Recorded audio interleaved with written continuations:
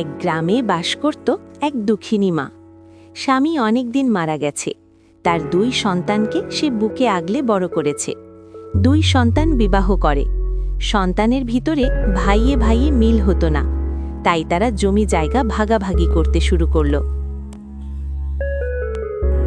বাবারা, আমি বুড়ো হয়েছি, তোরা আর ঝগড়া না করিস, তাই আর জমি জায়গা ভাগ করে দিতে চাই।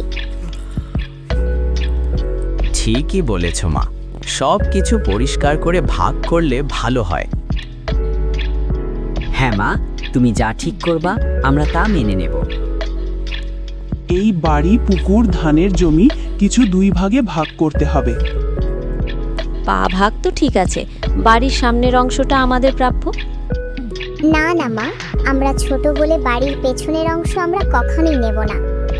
তোরা এইভাবে কথা বলিস না, সব সমান করে ভাগ হবে। আমি বড় ছেলে, বাড়ির সামনের অংশটা আমারই হওয়া উচিত। বাড়ির সামনের দিকে বাড়ি আমি করব। বড় বলে সব ভালো জিনিস সে পাবে নাকি? আমি তো এই বাড়ির ছেলে, এই বাড়িতে আমিও বড় হয়েছি। আমরা কিছুতেই পেছনের জমি নেব না, আমরা সামনের অংশটাই নেব। তোরা চুপ কর, এই বাড়ি লম্বালম্বি ভাগ হবে। তোরা কি ভাবলি না আমি কোথায় থাকবো, কার কাছে থাকবো? সব ভাগ হলো, কিন্তু আমাকে কে নেবে? আমাকে কে রাখবে? আমার ঘরে অনেক জিনিসপত্র আছে, আমার ঘরেও আমি রাখতে পারবো না। তাহলে কি আমার থাকার কোনো জায়গা নেই? মা 1 মাস আমার ঘরে থাকবে আর 1 মাস বড় ভাইয়ের ঘরে থাকবে। তারপর কিছুদিন পর তাদের মা মারা যায়।